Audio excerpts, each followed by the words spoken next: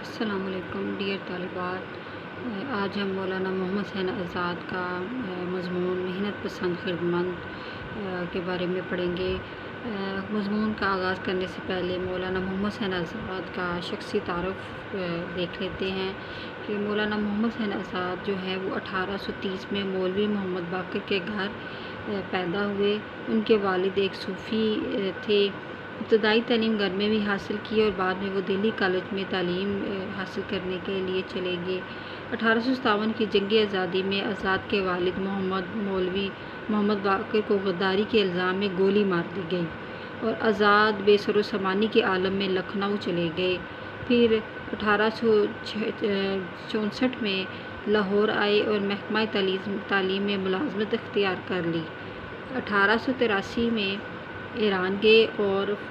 فارسی زبان سیکھی اور 1887 میں شمس العلماء کا خطاب ملا اور 1889 میں بیٹی کی وفات پر مولانا محمد حسین آزاد اپنا ذہنی توازن کھو بیٹھے اور 20 سال وہ اسی عرضے میں رہے اور آخر کار ان کی وفات ہو گئی اور لاہور میں ہی ان کا جو مزار ہے وہ موجود ہے۔ تو مولانا محمد حسین آزاد کی اہم تصانیف میں آب حیات ہے، نرنگ خیال ہے، دربار اکبری، قصص الہند اور سخندان فارس ہے۔ تو ان کی شاعری کی اگر خوبیاں دیکھیں تو ان کی شاعری میں زیادہ تر ہمیں نثر میں ایک نظم کا سا انداز نظر آتا ہے۔ وہ نثر بھی لکھتے ہیں تو اس انداز سے لکھتے ہیں، اس سادہ اور شگفتہ انداز میں کہ ہمیں نثر میں ایک نظم کا سا ایک احساس پیدا ہوتا ہے، ایک ترنم پیدا ہوتی نظر آتی ہے۔ تو آپ کے مضمون میں جو آپ کے سلیبس میں شامل ہے محنت پسند خدمت، اس کی نثر بھی ہم پڑھیں تو ہمیں اس میں ایک ترنم سا اور ایک موسیقی سی اور ایک نظمیہ انداز نظر آتا ہے۔ محنت پسند خدمت جو ہے وہ مولانا محمد حسین آزاد کی ایک مضمون ہے۔ اس میں انہوں نے تمثیلی رنگ اختیار کیا ہے۔ تمثیلی رنگ کیا ہوتا ہے؟ یعنی کرداروں کو اس طرح بیان کرنا کہ وہ حقیقت میں نہ ہوں لیکن ان کو حقیقت کا روپ دے دینا، یعنی چلتے پھرتا ان کو انسان بنا دینا، جیسے برائی ہے یا گناہ ہے یا سچائی ہے تو آپ اس کو ایک کردار میں ڈال دیں تو اس کو تمثیل کہتے ہیں۔ تو مولانا محمد حسین آزاد نے اس مضمون میں ہمیں فرض کر لیا ہے، ایک دنیا کو، ایک کائنات کو اس طرح فرض کر کے بنایا ہے کہ وہ کہتے ہیں کہ حضرت آدم کی دنیا میں آنے سے پہلے بھی انسان اس دنیا میں موجود تھے، یعنی ایک یہ فرضی داستان ہے، ایک فرضی بات ہے۔ یعنی جس طرح جنات 36,000 سال گزرنے کے بعد نئے سرے سے زندگی کا آغاز کرتے رہے، یا پھر حضرت نوح کے دور میں دنیا انسانوں سے دوبارہ آباد ہوئی، اسی طرح حضرت آدم علیہ السلام سے پہلے بھی انسان کا وجود تھا اور وہ عیش و آرام کی زندگی بسر کرتے تھے۔ پھر جس طرح جنات نافرمانی اور سرکشی کی وجہ سے، یا قوم نوح جو ہے سرکشی کی بنا پر تباہ ہوئی اور صرف نیک انسان بچا لیے گئے، اسی طرح ان کی سرکشی اور نافرمانی کی وجہ سے وہ تباہ و برباد ہوئے اور دنیا ایک مرتبہ پھر محنت کش خردمند کی بدولت آباد ہوئی۔ اور کچھ بھی ہو، تمام مضمون جو ہے ان کا یہ تمثیلی انداز لیے ہوئے ہے اور کہانی کا سا بیان ہے۔ تو عزیز طالبات، ہم اب مضمون کا آغاز کرتے ہیں۔ دیکھیے، سیر والے گلشن حال کے اور دور بین لگانے والے ماضی و استقبال کی روایت کرتے ہیں۔ سیر کرنے والی یعنی دنیا کی سیر کرنے والے، گلشن حال یعنی زمانہ حال کے، اور دوربین یعنی دور اندیش لوگ، یعنی ماضی اور استقبال سے روایت کرتے ہیں، یعنی وہ بات بیان کرتے ہیں کہ جب زمانے کے پیرہن پر گناہ کا داغ نہ لگا تھا۔ پیرہن لباس، مصنف کہتے ہیں کہ یہ اس وقت کی بات ہے کہ جب دنیا میں جو ہے وہ گناہ کا داغ نہ ان کے دنیا کے لباس میں لگا تھا اور دنیا کا دامن بدی کے غبار سے پاک تھا، یعنی دنیا کا دامن جو ہے وہ بدی سے ابھی آلودہ نہیں ہوا تھا، ہر طرف نیکی ہی نیکی تھی، ہر طرف اچھائی ہی اچھائی تھی۔ تو ان دنوں کی بات کر رہے ہیں کہ اس زمانے میں کیا تھا کہ تمام اولاد آدم مسرت عام اور بے فکری مدام کے عالم میں بسر کرتے تھے، یعنی تمام اولاد آدم یعنی آدم کی تمام اولاد جو ہے مسرت عام یعنی عام خوشی اور عیش و عشرت کی زندگی بسر کر رہی تھی، اور بے فکری مدام اور مسلسل بے فکری کی کائنات میں وہ اپنے دن بسر کر رہے تھے۔ ملک یعنی بادشاہ ملک فراغ تھا، یعنی خوشحالی کا بادشاہ تھا۔ ملک جو ہے یعنی جس ملک میں یہ آدم رہتے تھے، آدم کی اولاد رہتی تھی، وہ ملک جو تھا وہ بالکل خوشحالی کا ملک تھا، اور خسرو آرام رحم دل فرشتہ، اور خسرو آرام رحم دل جو یہاں کا بادشاہ تھا وہ فرشتہ مقام، یعنی وہ جو ہے وہ بالکل ہی خوشی اور مسرت کا باعث تھا اور ہمیشہ رہنے والا تھا، اور وہ اس ملک کا بادشاہ تھا، نہ رعیت سے خدمت چاہتا تھا نہ کسی سے خراج باج مانگتا تھا۔ یعنی خسرو آرام بادشاہ جو تھا وہ اپنی رعایا سے، اپنی قوم سے کسی قسم کی خدمت نہیں چاہتا تھا، اور نہ ہی ان سے خراج باج یعنی ان سے کسی قسم کا اجرت چاہتا تھا یا مال و دولت کے پر حق رکھتا تھا۔ اس کی اطاعت و فرماداری اس سے ادا ہو جاتی ہے۔ اطاعت و فرمابرداری یعنی اس کا فرما بردار ہونا اور ماننا اس بات سے ہی ظاہر ہو جاتا ہے کہ آرام کے بندے قدرتی گلزاروں میں گلگشت کرتے تھے۔ یعنی خسرو آرام کے جو بندے تھے وہ قدرتی گلزاروں میں یعنی قدرتی مرغزاروں میں، قدرتی جو باغ تھے اس میں گلگشت کرتے تھے۔ گلگشت کرنا یعنی سیر کرتے تھے، اس میں آوارہ گردی کرتے تھے، ہری ہری سبزے کی کیاریوں میں لوٹتے تھے یعنی مزے لیتے تھے، آب حیات کے دریاؤں میں نہاتے تھے۔ آب حیات یعنی ہمیشہ زندگی دینے والا پانی، تو اس کے دریاؤں میں اس کے جو بندے تھے وہ نہاتے تھے۔ ہمیشہ وقت صبح کا اور سدا موسم بہار کا رہتا تھا۔ مصنف کہتے ہیں کہ اس ملک میں جو ملک فراغ تھا اس میں ہمیشہ صبح کا وقت رہتا تھا اور ہمیشہ بہار کا موسم تھا، یعنی بہت خوشگوار موسم وہاں پہ رہتا تھا، نہ زیادہ گرمی ہوتی تھی نہ زیادہ سردی ہوتی تھی۔ نہ گرمی میں تہہ خانے سجانے پڑتے، تہہ خانے یعنی زمین کے نیچے، نہ تو گرمی میں جانا پڑتا نہ سردی میں آتش خانے روشن ہوتے، یعنی سردی بھی اتنی نہ پڑتی تھی کہ انگیٹھیاں روشن کی جائیں اور آگ جلائی جائے خود کو گرم رکھنے کے لیے، یعنی موسم بہت معتدل تھا۔ ہر طرح کے اس میں پھل تھے، پھول تھے، درخت تھے، اور نہ سردی تھی زیادہ اور نہ گرمی تھی۔ قدرتی سامان اور اپنے جسموں کی قوتیں ایسی موافق پڑتی تھیں کہ جاڑے کی سختی ہو یا ہوا کی گرمی معلوم ہی نہ ہوتی تھی۔ مصنف کہتے ہیں کہ اللہ نے فطرتی طور پر وہاں کا موسم اتنا اچھا کر دیا تھا کہ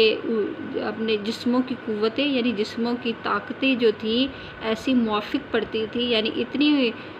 معقول تھیں، اتنی مطابقت رکھتی تھیں کہ جاڑے کی سختی، جاڑے یعنی سردی کی سختی ہو یا ہوا کی گرمی یا گرم ہوا ہو تو معلوم ہی نہیں ہوتا تھا، یعنی جسم اتنے سخت اور اسٹرانگ تھے، جسم اتنے زیادہ طاقتور تھے کہ گرمی اور سردی کا احساس ہی نہ ہوتا تھا۔ ٹھنڈے اور میٹھے پانی نہروں میں بہتے تھے، چشمے پر لوگ جھکتے اور منہ لگا کر پانی پیتے تھے، یعنی ملک فراغ کے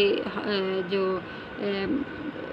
شہروں میں پانی میٹھے اور ٹھنڈے پانی کے چشمے تھے، ندیاں بہتی تھیں، ہر طرف باغ تھے، پھولوں اور پودوں کی فراوانی تھی، موسم بہت معتدل تھا اور ہر طرف خوشی ہی تھی اور ہریالی ہی ہریالی تھی۔ وہ شربت سے سوا مزے اور دودھ سے زیادہ قوت دیتا تھا، یعنی جو ملک فراغ کے جو ٹھنڈے میٹھے پانیوں کے چشمے تھے، جو نہریں تھیں، وہ اتنی زیادہ اس کا پانی ٹھنڈا اور میٹھا ہوتا تھا کہ دودھ سے زیادہ وہ طاقت دیتا تھا اور شربت سے زیادہ وہ مزیدار اور میٹھا تھا اس کا پانی۔ جسمانی طاقت قوت ہاضمہ کے ساتھ رفیق تھی، دوست تھی، یعنی جسمانی جو طاقت تھی، جسم کی جو قوت تھی وہ قوت ہاضمہ یعنی معدے کی طاقت کے ساتھ بالکل مطابقت رکھتی تھی۔ بھوک نے ان کی زبان اپنی ہی زبان میں ذائقہ پیدا کر دیا تھا، یعنی ان کو بھوک زیادہ نہ لگتی تھی بلکہ وہ اس طرح پانی اتنا ٹھنڈا میٹھا شفاف ہوتا تھا اس سے وہ ان کو پیاس نہ لگتی تھی، اور پھل اتنے خوشبودار اور اتنے لذیذ ہوتے تھے کہ ان کا ذائقہ ہمیشہ ان کی زبان پر رہتا۔ سیدھے سادے کھانے اور جنگلوں کی پیداوار رنگا رنگ نعمتوں کے مزے دیتے تھے، اور وہ لوگ سیدھے سادے سادہ کھانے کھاتے تھے، اور جنگلوں میں جو پھل پکتے تھے ان رنگا رنگ نعمتوں کے وہ مزے لیتے تھے، اور آب و ہوا قدرتی غذائیں تیار کر کے زمین کے دسترخوان پر چن دیتی تھی۔ آب و ہوا یعنی جو وہاں کی جو موسم تھا وہ قدرتی غذائیں تیار کرتا تھا، یعنی پھل پکتے تھے اپنے وقت پر، اور لوگ جو ہیں ان پھلوں سے لطف اندوز ہوتے تھے اور زمین کے دسترخوان پر چن دیتی تھی۔ زمین کے دسترخوان یعنی پیداوار خود بخود ہی وہ جو پھلوں کی اور سبزیوں کی اور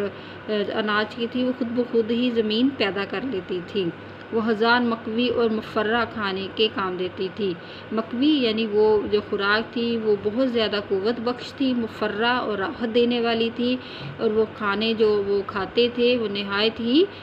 جسم کے لیے صحت اور تازگی مہیا کرتے تھے۔ باد صبا کی شمیم خوشبودار ہوا، باد صبا صبح کی ٹھنڈی ہوا، یعنی صبح کی ٹھنڈی ہوا جو ہے وہ خوشبودار تھی اور ہوائی خوشبوؤں کے عطر مہک رہے تھے، یعنی ہر طرف جب ہوا صبح کی چلتی تھی تو ٹھنڈی ہواؤں کی خوشبودار جھونکے ہر ایک کو خوشبو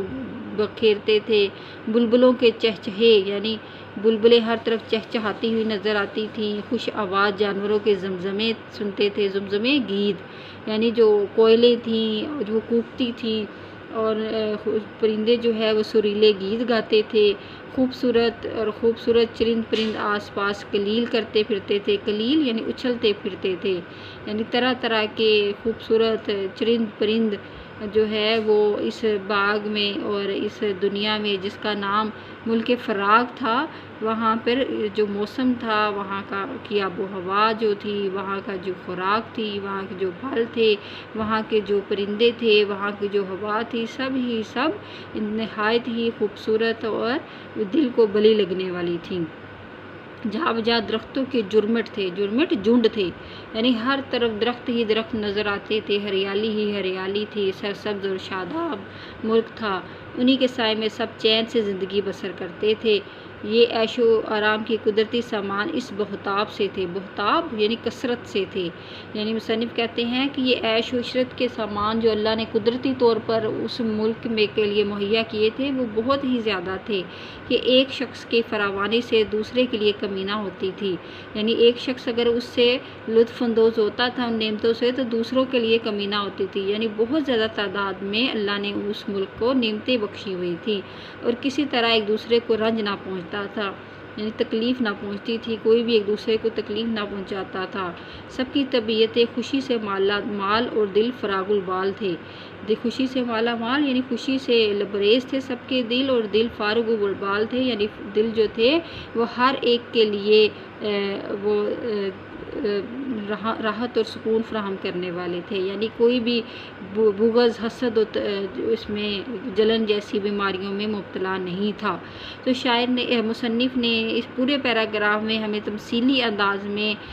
بیان کیا ہے کہ کس طرح ملک فراغ جو تھا وہ